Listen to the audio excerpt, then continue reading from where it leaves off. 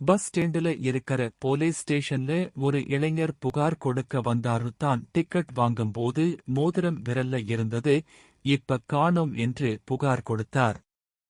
அவசரப்படாம உங்களையே ஒருமுறை பரிசோதித்து பார்த்துட்டு சொல்லுங்க என்று காவல் அதிகாரி இளைஞரிடம் கூறினார். இளைஞரும் காவல் அதிகாரி முன்னிலையிலேயே தன்னைத்தானே பரிசோதித்துக் கொண்டு தற்போதும் காணவில்லை என்று கூறினார். காவல் அதிகாரியும் மக்கள் அதிகமாக கூடும் இடத்திற்கு இளைஞரை அழைத்துச் சென்று மக்கள் மத்தியில் உரக்க கத்தினார். எல்லாரும் இங்க நல்லா கவனிச்சு கேட்டுக்கங்க, இந்த இளைஞரோட மோதிரத்தை காணவில்லை.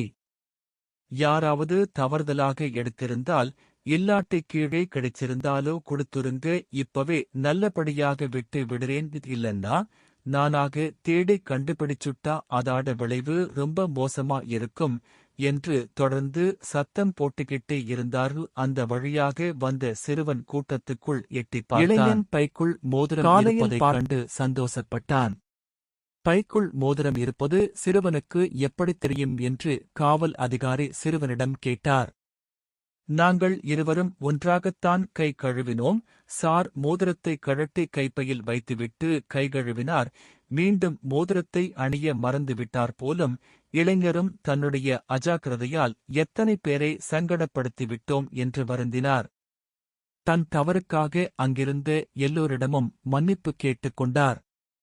காவல் அதிகாரிக்கும் சிறுவனுக்கும் நன்றி தெரிவித்துவிட்டு அங்கிருந்து விடைபெற்று சென்றார்.